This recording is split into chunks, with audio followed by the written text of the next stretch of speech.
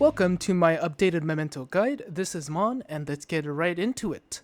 So as per usual tradition, let's just take a quick look at how the gun works, right? So weapon features, first feature, hits grant a 36% chance to trigger fast gunner, chance doubles with a weak spot hit.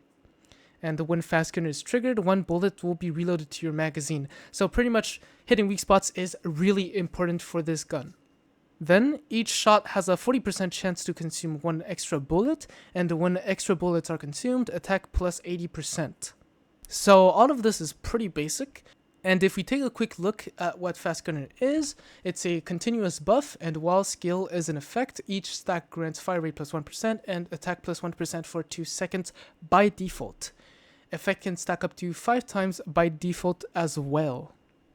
Now, for your calibrations options, well, precision style will be your better option, but rapid shot style can perform pretty close to precision style. Do note that precision hits harder with each bullet, and because of that, if you miss a bullet, you're more penalized than if you ran rapid shot style, since rapid shot style gives you one extra bullet and a faster fire rate to compensate for that.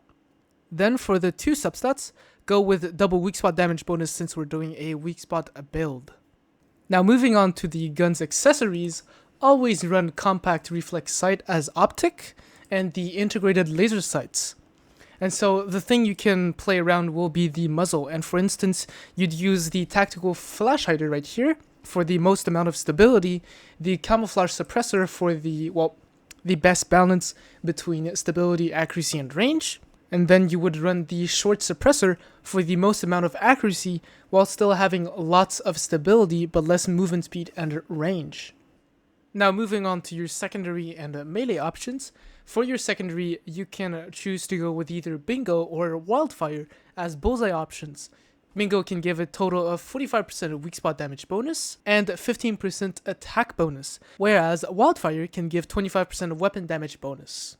Then you can also run the MG4 for fast stacking fast gunner and / or your other DPS weapon option. Then for a melee weapon, you'd want to run the long axe for its 20% weapon damage buff from its Fortress Warfare buff after doing a heavy attack with the weapon.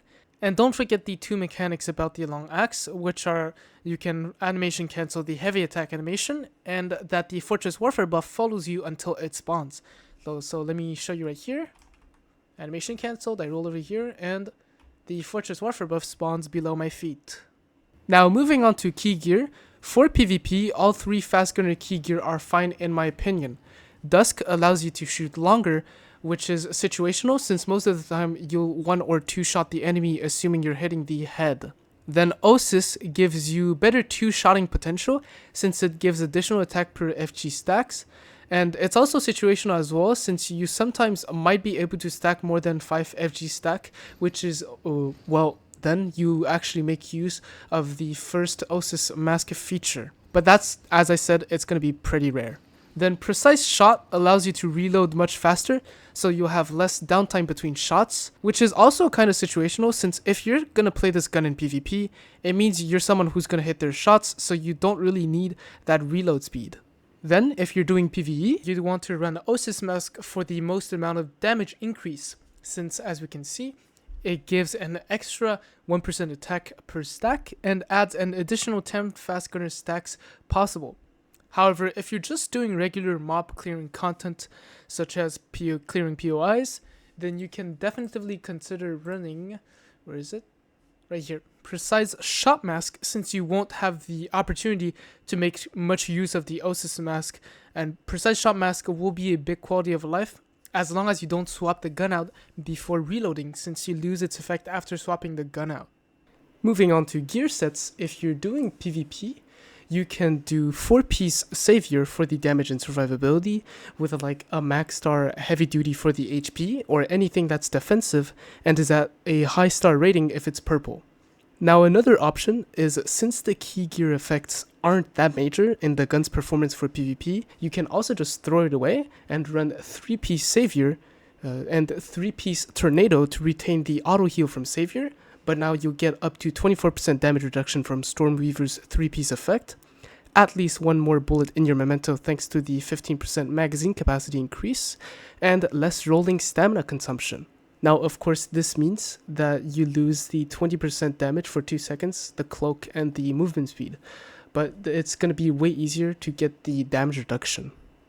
Then, for PvE, run 4-piece Renegade and 1-piece Bastille for the extra reload speed, weak spot damage bonus, stacking weak spot damage bonus, extra mag capacity giving you up to 7 bullets per mag, and 10% weapon damage bonus as long as your HP is above 70%. Now you can also replace 1 Renegade piece for a Lone Wolf piece to always sit at 6 bullets no matter what. Now, do keep in mind that all the 7 bullets per mag and 6 bullets per mag, whatever, I'm assuming that you have 0% mag capacity from your mod's substats. Then if you don't have all that, Agent is a good replacement for Renegade since it's also a weak spot set, but it just puts a lot of pressure on getting kills. Then for your Cradle, for PvP, you're going to want to run Handgun Enhancement, Tactical Combo, Steady Hand, and Fast Pursuit if you're in the server that benefits fast gunner weapons.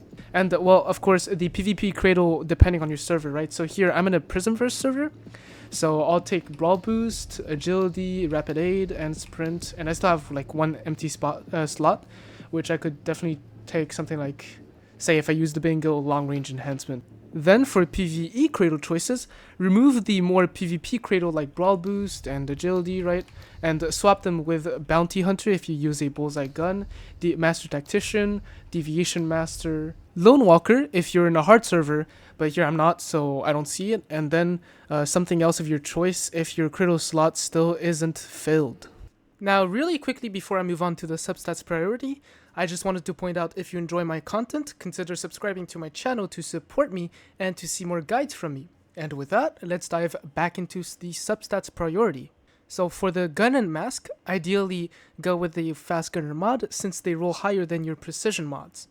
And so for your other substats in a fast gunner mod, you should look for 2 damage bonuses versus X type of enemy and weak spot damage bonus when in fast gunner state.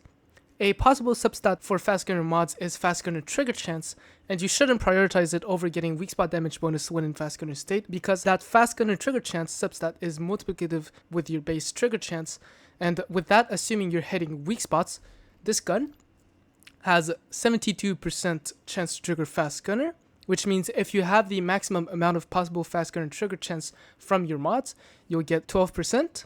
you will only gain an increase of 8% for your total fast gunner trigger chance, which is just way worse than getting the weak spot damage bonus. Then, for everything else, go for precision mods, as this gun is a weak spot gun. Then, for the rest of the substats from precision mods, look for damage bonus versus X type of enemy, weapon damage bonus, and reload speed bonus. And if you go for more magazine capacity, just know that you'll need 10% to increase your mag cap by 1, 30 by 2, 50 by 3, and so on. And don't forget that gear bonuses, such as the 4-piece Renegade, can also contribute to that. Then, for PvP substats, you can use the 2 fast gunner mods for weapon and mask, but you can also use precision mods since precision mods weak spot and weapon damage buff are always active, although they do scale slightly lower. Then for the fast gunner mod substats, go with weak spot damage bonus 1 in fast gunner state, and 2 other defensive substats.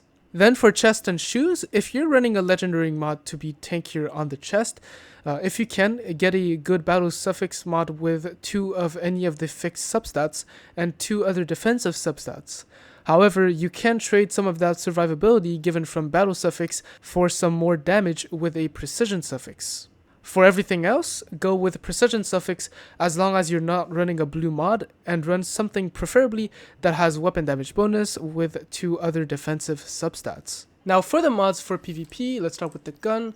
You would want to run Shooting Blitz for the immediate 15% weapon damage bonus after triggering Fast Gunner.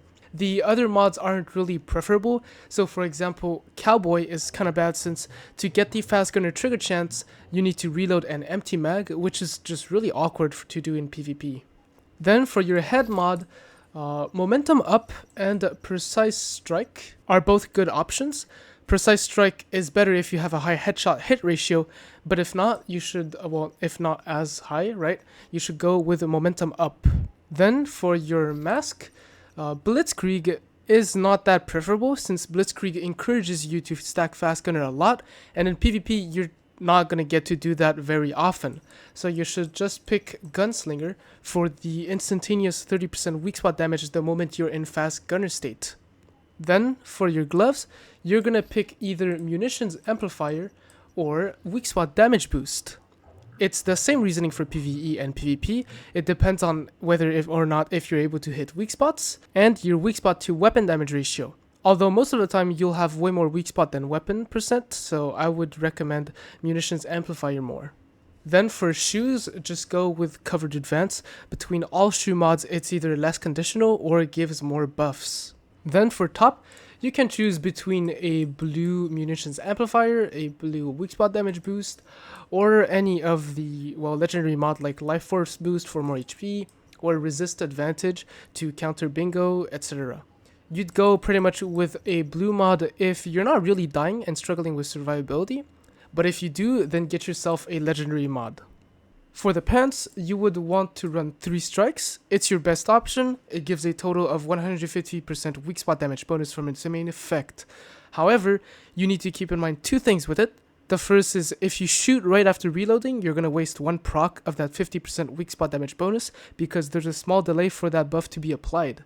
And the second thing is if you holster the weapon, the 3 strikes main effect is just lost. Now let's move on to the mods.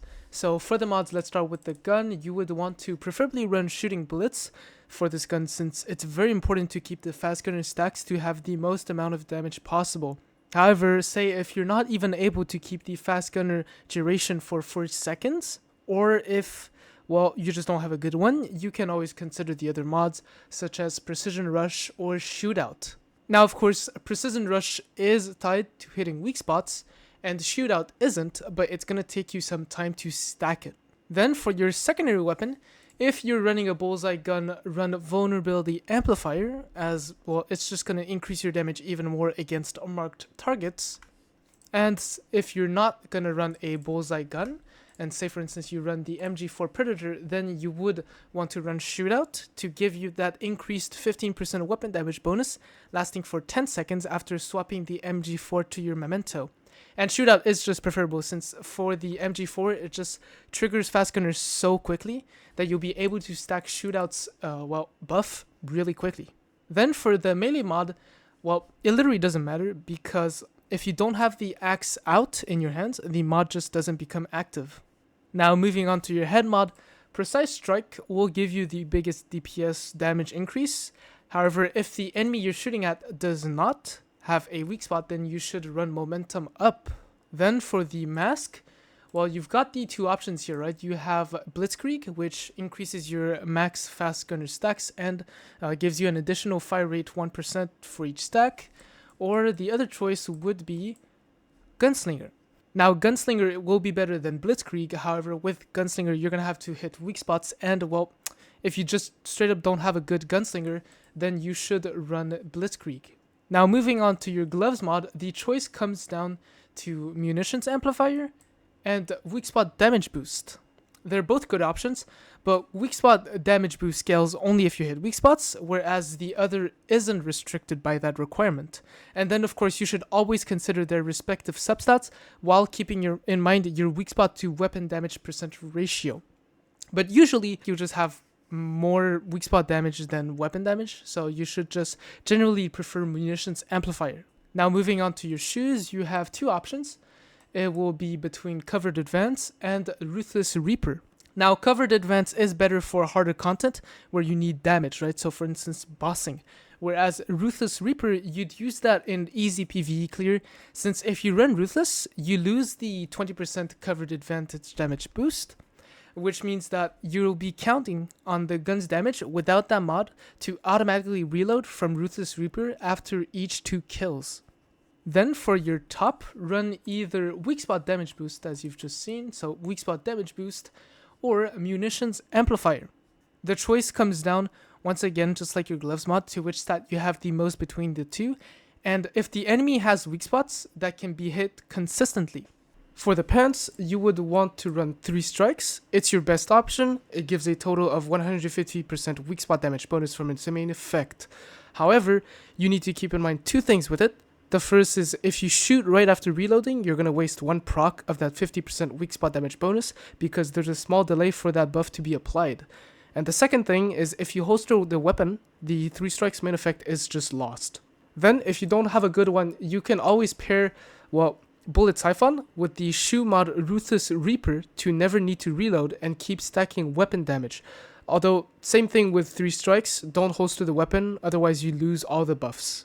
You can also make use of Unstoppable, but that's situational for only if you're standing at 20 meters or further away from your target, so I won't really recommend it.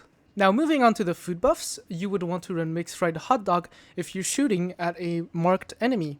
If you're not shooting at a marked enemy, then depending on whether you have less weak spot damage or weapon damage, you would want to run Crumbly for the 25% weapon damage bonus if you have more weak spot damage bonus than weapon damage bonus.